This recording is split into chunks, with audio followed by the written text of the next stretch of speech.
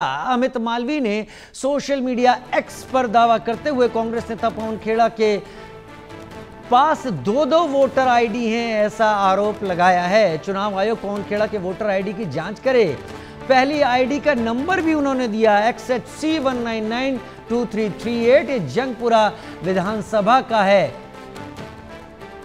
अमित मालवीय ने पवन खेड़ा के पास दो वोटर आईडी होने का आरोप लगाया है और ये बड़ी बात है क्योंकि ये लड़ाई अब धीरे धीरे लोगों को एक दूसरे पर निशाना बनाने पर आ गई है। जहां पर महागठबंधन की तरफ से बिहार चुनाव में कई बीजेपी के बड़े नेताओं के नाम लिए गए। जब से तेजस्वी का मुद्दा उछला उसके बाद अमित मालवीय ने दो वोटर आई कार्ड की बात करते हुए ये बात सामने रखी है। अमित मालवीय ने अपने पोस्ट में क्या लिखा है वो भी बता देते हैं कि राहुल गांधी वोट चोरी चिल्ला रहे हैं जगह जगह जाकर, लेकिन वो ये बताना भूल जाते हैं कि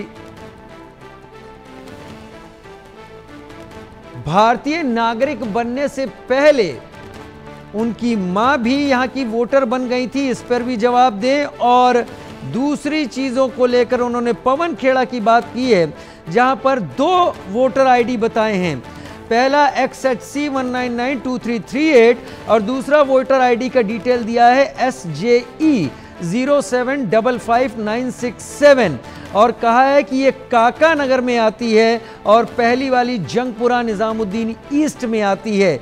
एक में सीरियल नंबर 929 है और दूसरे में 820 है। यानी अब कांग्रेस को घेरने की तैयारी। संजय शर्मा मेरे साथ ज्यादा जानकारी के साथ इस वक्त जुड़ गए हैं। संजय, अमित मालवीय ने जब अपने पोस्ट में टारगेट किया तो सबसे पहले उन्होंने राहुल गांधी को अपने परिवार की तरफ देखने की नसीहत दे डाली और उन्होंने सोनिया जी के वोटर आईडी, इंडियन सिटीजनशिप लेने से पहले उनका वोटर आईडी या वोट देने की उसका आरोप लगाया और बाद में पवन खेड़ा की डिटेल के साथ वो सामने आए हैं। जरा विस्तार से बताएं कि ये लड़ाई सिर्फ एक दूसरे को एक्सपोज करने की है या अमित मालवीय को पता है कि जो तथ्य उन्होंने रखे हैं वो पवन खेड़ा को लेकर एकदम फैक्चुअल हैं और सही हैं? देखिए, राहुल गांधी लगातार बीजेपी पर, प्रधानमंत्री नरेंद्र मोदी पर, चुनाव आयोग पर आरोप लगा रहे हैं, ये चुनाव चोरी करने का काम कर रहे हैं। लेकिन आज अमित मालवीय ने सबसे पहले सुबह सुबह ही ये बता दिया पूरे देश को, पूरी दुनिया को कि किस तरीके से कांग्रेस के वरिष्ठ नेता, राष्ट्रीय प्रवक्ता, मीडिया सेल के चेयरमैन पवन खेड़ा खुद अपने पास दो वोटर आईडी रखे हुए हैं, दो पते की वोटर आईडी उनके पास में मौजूद है। तो इसका जवाब कहीं ना कहीं कांग्रेस को देना पड़ेगा, कांग्रेस के नेताओं को देना पड़ेगा जो चोरी की बात करते हैं, चुनाव चोरी की बात करते हैं और बीजेपी पर, प्रधानमंत्री नरेंद्र मोदी चुनाव पर आरोप लगाते हैं। उसके बाद में बीजेपी के राष्ट्रीय प्रवक्ता प्रदीप भंडारी की प्रेस कॉन्फ्रेंस होती है, वो भी इसी मुद्दे को उछालते हैं और पूछते हैं, सवाल खड़े करते हैं राहुल गांधी पर कि उनकी माताजी सोनिया गांधी देश की नागरिक बनने से पहले उनका नाम वोटर लिस्ट पे जुड़ जाता है और देश के लिए वोट भी कर देती हैं वो। तो सोनिया गांधी देश की नागरिक बने बिना भारत की वोटर बन जाती हैं और साथ ही साथ वोट भी दे देती हैं। तो ये कैसे संभव है? चुनाव चोरी कौन कर रहा है ये पूरी दुनिया जानती है, पूरी दुनिया देख रही है। लगभग 60 साल से ज्यादा कांग्रेस पार्टी ने राज किया, लेकिन कभी भी उस पर किसी भी पार्टी ने, किसी भी नेता ने इस तरह का आरोप नहीं लगाया था। लेकिन अब जब राहुल गांधी जब इस तरह के आरोप लगा रहे हैं तो उनको जवाब देना पड़ेगा कि कैसे पवन खेड़ा दो जगह की वोटर आईडी रखे हुए हैं, साथ ही साथ उनकी माताजी सोनिया गांधी बिना देश की नागरिक बने कैसे देश की वोटर बन जाती है। वाकई कैसे देश की वोटर बन जाती हैं। यानी अमित मालवीय, मतलब मैं समझूं बीजेपी ने टारगेट कांग्रेस की फर्स्ट फैमिली और कांग्रेस के नेता और उनके प्रवक्ता, इन तीनों को ही लपेटने का काम किया है। वोटर अधिकार यात्रा तो समाप्त हो गई है कल की पदयात्रा के बाद। इसको क्या बीजेपी बिहार में ले जाएगी इन फैक्ट्स को? देखिए, बिल्कुल बिहार चुनाव में ये सबसे बड़ा मुद्दा बना हुआ है, SIR मुद्दा, जिस पर कि कांग्रेस पार्टी पूरे देश भर में आंदोलन कर रही है। बिहार में सबसे ज्यादा आंदोलन किया है, यात्राएं भी निकाली राहुल गांधी ने, तो वहां पर यह मुद्दा बड़ा हावी रहने वाला है। और साथ ही साथ इस बात को लेकर के बीजेपी अब सवाल खड़ा करेगी, राहुल गांधी और कांग्रेस पार्टी से पूछेगी कि उनके नेताओं के दो दो जगह के वोटर आई कार्ड कैसे हैं, और सोनिया गांधी किस तरीके से बिना देश की नागरिक बने देश की वोटर बन गई थी।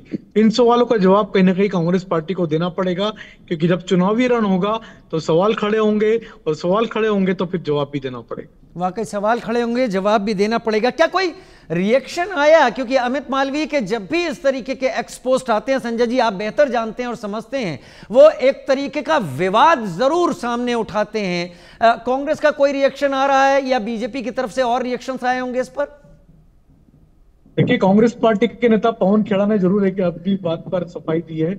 उनका कहना था कि वो पहले से चुनाव आयोग को एक वोटर आईडी वापस कर लौटाने की पेशकश कर चुके थे, लेकिन अभी तक उनकी वोटर आईडी क्यों बरकरार रखी गई है, क्यों दो दो जगह वोटर लिस्ट में नाम रखें, इस बात का जवाब चुनाव आयोग को देना पड़ेगा। और यही बात राहुल गांधी भी चुनाव आयोग से पूछ रहे हैं। तो चुनाव आयोग पर जो कांग्रेस पार्टी राहुल गांधी सवाल खड़े कर रहे हैं, वो इसीलिए खड़े किए जा रहे हैं क्योंकि पवन खेड़ा ने कहा कि उनकी खुद की दो दो जगह की वोटर आईडी कैसे हो चुकी है, जबकि वो एक जगह की वोटर आईडी सरेंडर करा चुके हैं। उसके बावजूद चुनाव आयोग ने अभी तक वोटर लिस्ट पे नाम कायम रखा। तो ये कैसे हुआ? वाकई ये सब कैसे हुआ? पवन खेड़ा जो सबसे ज्यादा हमलावर रहते हैं कांग्रेस की तरफ से, क्या दबाव में आएगी कांग्रेस? वैसे तो अभी बिहार चुनावों की कोई घोषणा हुई नहीं है इलेक्शन कमीशन की तरफ से, लेकिन कांग्रेस और महागठबंधन ने एक माहौल वोट चोरी को लेकर बिहार में जरूर बनाया है। क्या इससे पहले अब बीजेपी कुछ करेगी? वहां उप मुख्यमंत्री तक के दो वोटर आईडी को लेकर सवाल उठाए गए थे इसी दौरान। देखिए, बिहार में एसआईआर, फर्जी वोटर लिस्ट और वोटरों के नाम जिस तरह से काटे जा रहे हैं, उसको लेकर के बड़ा मुद्दा बना हुआ है। एसआईआर पर कांग्रेस पार्टी और विपक्षी दलों ने बड़ा मुद्दा बनाया है। संसद नहीं चलने दी, एक भी दिन संसद में ऐसा नहीं निकला जिस दिन के एसआईआर के खिलाफ हंगामा नहीं किया हो। तो अब बिहार चुनाव में सबसे बड़ा मुद्दा एसआईआर, वोटर लिस्ट। तो इसको लेकर के खुद कांग्रेस पार्टी भी सवाल खड़े कर रही है बीजेपी पर, प्रधानमंत्री नरेंद्र मोदी पर। तो सवाल अब कांग्रेस पार्टी पर भी खड़े होंगे कि उनके नेताओं के दो दो जगह वोटर आई कार्ड कैसे बने हुए हैं।